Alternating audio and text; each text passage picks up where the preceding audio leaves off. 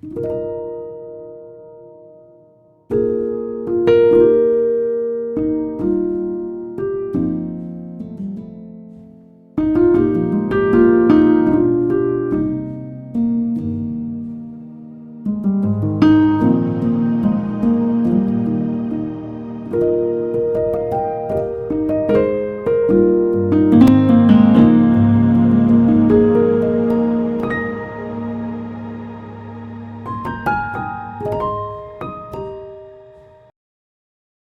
Morning and welcome back to my channel Anisha Bairagi blog.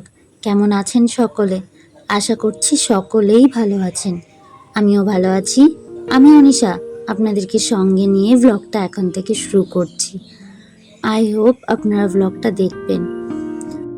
এই ভিডিওটা কিন্তু বেশ কদিন আগের, মানে শনিবারের ভিডিও এটা, তবে আমার পোস্ট হচ্ছে সোমবারে।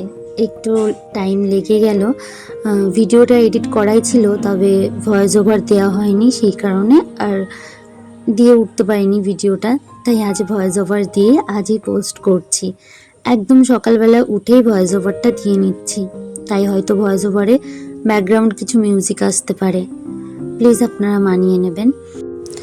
আজকের বারটি ছিল শনিবার, আর প্রায় সময় হয়েছিল 6:30।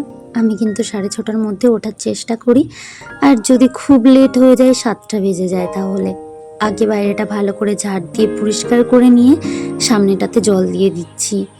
কম বেশি তো সকলেই জানি, আমরা মোক্ষম দুয়ার যেটা বলা হয় সেটা কিন্তু সবসময় পরিষ্কার রাখতে হয়, আর সকালে উঠে সেখানে কিন্তু জলও দেওয়ার প্রয়োজন পড়ে। আমরা কিন্তু অনেকেই অনেক রিলসে বা অনেকের মুখে শুনেছি যে দরজা যদি পরিষ্কার না থাকে মা লক্ষ্মী কীভাবে প্রবেশ করবেন, বা যে কোনো মানুষই কিভাবে প্রবেশ করবেন। আমরা মানুষরাই ইতস্তত বোধ করব যদি দরজাটা পরিষ্কার না থাকে সেই ঘরে ঢুকতে, আর দরজার সামনে যদি নোংরা থাকে তাহলে ভগবান কিভাবে প্রবেশ করবেন। সেই কারণে আমি পুরো চাতালটা এখন ধুই না, বর্ষাকাল যেহেতু চাতালটাই আগে ধুয়ে দিতাম পুরোটা জল দিয়ে, তবে ধুলে পরে কি হয় পায়ে পায়ে কাদাটা বেশি ওঠে বারান্দায়, সেই কারণে এমনি জল দিয়ে এখন 1 বালতি জল মতন দিয়ে সামনেটাই দিয়ে দিই। এদিকে পাখিগুলোকে খেতে দিলাম। ওই কুকুরটার ভয়ে, দুটো কুকুর ছিল, ওই কুকুর দুটোর ভয়ে আসতে চাইছিল না পাখিগুলো, তাই কমই এসছিল, পরে অবশ্য বেশি এসছিল। এদিকে তারপর স্নান পুজো সেরে বসিয়ে দিচ্ছি চা। আজকে পুজোটা স্কিপ করে গেছি, পুজোটা আর দেখাইনি। দুধ চলে এসেছিলো, দুধ দিয়ে চাটা বসিয়েছি, আর এখানে তেজপাতা দিয়েছিলাম ফার্স্টে, তেজপাতা দিয়ে একটু চা পাতা দিয়ে নিয়েছিলাম। আজ আর আদাটা দিইনি, শুধু তেজপাতা দিয়েই চাটা করেছি।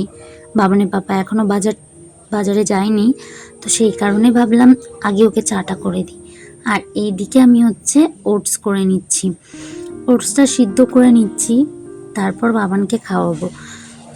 আনাদিন আমি দুধ দিয়ে ওটসটা একবারে করি ধুয়ে নিয়ে, তবে আজ ভাবলাম আগে সিদ্ধ করে নিয়ে একটু কলা দিয়ে ওকে খাওয়াই, দুধটা পরে দিয়ে দেবো। এখনও ঘুম থেকে ওঠেনি, আমি এটা বানিয়ে রাখছি, ও ঘুম থেকে উঠলে খেয়ে নেবে। আর ওই যে আগের দিন বানিয়ে রেখেছিলাম রাত্রে, সমস্ত কিছু গুছিয়ে রেখেছিলাম, যেমন আলুগুলোকে ছুলে প্রেসারে দিয়ে রেখেছিলাম, মানে প্রেসার কুকারের ভেতরে রেখেছিলাম, তারপরে এদিকে ময়দা মেখে রেখেছিলাম, সেগুলোকেই এখন বানিয়ে নিচ্ছি। আলুটা সিদ্ধ করে নিয়েছি, 2টো সিটি নিয়ে সেটা নামিয়ে নিয়েছি, আর এইদিকে এক এক করে লুচিগুলো বেলে লুচিগুলো ভেজে নিচ্ছি। বাবানের পাপা বাজারে চলে গেছে, যাতে ওকে আসলেই খেতে দিয়ে দিতে পারি, সেই কারণে লুচিগুলো সকাল সকালই ভেজে নিচ্ছি। আর তারপরে আমার যে সমস্ত কাজ আছে সেগুলোকে সারবো। সকালের বাসি কাজটা সারা হয়ে গেলে আমার কিন্তু অনেকটাই কাজ আগিয়ে যায়, আর পড়ে থাকে এই রান্নার পর আবারও যত কাজ আমার জমে যায়। এদিকে আমি মশলা দিয়ে আদা জিরে বাটা দিয়ে আমি করছি হচ্ছে আলুর দম। নিরামিষ করেই করছি, শনিবার বা বারের দিন করে কিন্তু নিরামিষ খাই আমি। আর শ্রাবণ মাসের শুরু ছিল, সেখান থেকে আমি নিরামিষ শুরু করেছি।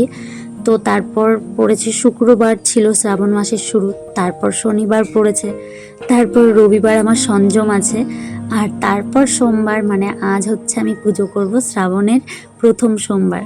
4 দিন পর পর আমার নিরামিষ।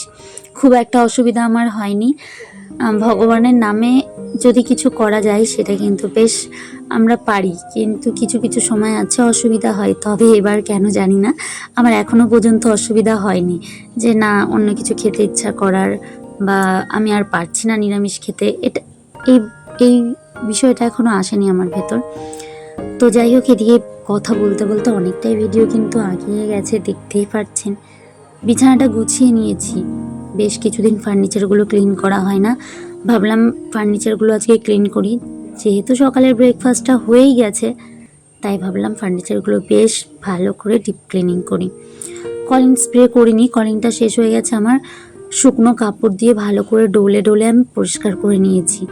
আমার যে এই যে খাজগুলো আছে, মানে খাটের ডিজাইনগুলো যেগুলো, এগুলো তো নোংরা তো জমতেই থাকে, ওটাতেই পরিষ্কার করতে অনেকটা টাইম লেগে যায় জানেন তো। যাই হোক, আমার খাটটাকে পরিষ্কার করে নিয়ে এবার আলমারিটাকেও পরিষ্কার করছি। আগের দিন বাবান আলমারিতে দেখলাম কিছু একটা দিয়ে দাগ দিয়েছে, তখনই ভাবছিলাম আমাকে পরিষ্কার করতে হবে, তো করা হয়নি। 2-3 দিন হলো, আজকে করেই ফেলছি। আর বাচ্চা কাচ্চা থাকলে কিন্তু দেখবেন ঘরের কোনো জিনিসেরই খুব একটা যত্ন করা হয়ে ওঠে না। হয় বাচ্চাকে সময় দিতে গেলে এদিকে হয় না, তারপর রান্না বান্না সেরে, আর এখন তো আর একটা দায়িত্ব আমার পড়েছে দোকানে থাকা, মানে দোকানদারি করা। বাবানের পাপা যেহেতু থাকে না দোকানে, দোকানের দিকটা আমাকেই দেখতে হয়, সেহেতু না সমস্ত কিছু করে উঠে আমি আর পেরে দিই না, আর ইচ্ছে করে না যে আমি এই কাজগুলো করি। এদিকে ঝমঝমিয়ে বৃষ্টি নেমেছিল, রোদ্দুর দেখে সকাল সকাল জামা কাপড়গুলো কেচেছিলাম, সেই জামা কাপড়গুলো এখন তুলে নিচ্ছি। তারপর এদিকে দেখুন কি শান্তি যে লাগছিল, মানে এত গরম দিয়েছিল, তারপর যখন এই বৃষ্টিটা পড়লো, তারপর যখন এই ঠান্ডা আবহাওয়াটা বইতে লাগলো, এত শান্তি যে লাগছিল সেটা বলে বোঝানোর মতো না। মনে হচ্ছিল এখানে দাঁড়িয়ে দাঁড়িয়েই বৃষ্টিটাকে উপভোগ করি। দোকানে অনেক লোকজন ছিল, বৃষ্টি হচ্ছিল বলে দাঁড়িয়েছিল। এদিকে আমাদের টোটোটা অর্ধেক ভেতরে অর্ধেক বাইরে থাকে। তারপরে দিকে তো দুপুরে রান্নাও করতে হবে, সেই মতন ভাতটা আগেই বসিয়েছিলাম দেখেছেন। আর করে নিচ্ছি এখানে আলু আর কাঁকরোল ভাজা। আলু কাঁকরোলটা কুচিয়ে ভাজা করে নিয়েছি, তেমন কিছু করব না। আলুর দমটা আমি বেশি করেই করেছিলাম যে ভাতের সঙ্গে খেয়ে নেব। আর এখানে করছি ঢ্যাঁড়স বা ভেন্ডি ভাজা, বেশ ভালো লাগে কিন্তু ভেন্ডি ভাজা খেতে। এবার আমার রান্নাবান্না কমপ্লিট, আমি ক্লিনিংয়ের কাজগুলো সারবো, মানে যেরকম বাসন ধোয়া থাকে, রান্নাঘরটাকে গোছানো থাকে, তো তাই ভাবলাম আগে ভাতটাকে বেড়ে রেখে দিই। এখনও ভাত আমরা কেউ খাইনি, সকালবেলা ওই লুচি আর আলুর দমটাই খাওয়া হয়েছে, তাই ভাবলাম ভাতটা গুছিয়ে রেখে দিই। এখানে ভাতটা গামলার ভেতর নিয়ে আমি রেখে দিয়েছি। আর আমার যে কিচেন টাওয়ালগুলো আছে এগুলো বেশ নোংরা হয়েছিল, তাই ভাবলাম গরম জলের ভেতর দিয়ে একটু ভিজিয়ে রাখি, তারপর ধুয়ে দেবো। গরম জলে সার্ফ দিয়ে ভিজিয়ে দিয়েছি, পরে ধুয়ে নেব। এখানে ক্লিনিংয়ের কাজগুলো সারছি, বাসনগুলো ধুয়ে নিয়েছি, বাসনগুলো ধুয়ে নিয়ে আমি ক্লিনিংয়ের কাজগুলো করছি। আমার জানেন তো, যখন আমি যে কাজটা করি সে কাজটাকে খুব ভালোবেসে করি, আর আমার যে কি ভালো লাগে সেই কাজটাকে করতে। এদিকে আমার মিক্সিটাকেও আমি ক্লিন করে নিচ্ছি, প্রায় দিন চেষ্টা করি মুছে রাখার, যাতে নোংরা না হয়ে যায়। সাদা কালার তো, নোংরা হয়ে গেলে দেখতে খারাপ লাগে। এদিকে কিচেন টাওয়ালগুলোও মেলে দিলাম, জানলার সঙ্গে শুকিয়ে যাবে।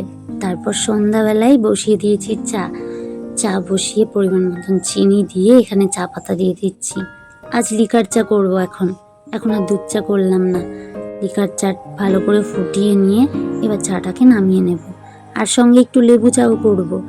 ভাবলাম সন্ধ্যাবেলায় একটু লেবু চা খাই। আর প্রচণ্ড পরিমাণে মাথা ধরছে জানেন, জানি না কেন, কিছুদিন হচ্ছে, আমার আগে ছিল না, প্রচণ্ড পরিমাণে মাথা ধরছে। যাই হোক, আমরা চাটা শেষ করি। তবে আজ আপনাদেরকে সঙ্গে নিয়ে ভিডিওটা এখানেই রাখছি। দেখা হবে খুব শীঘ্রই নতুন আরও একটি ভিডিও নিয়ে আপনাদের সঙ্গে। আজ তবে আসি, দেখা হবে আবারও।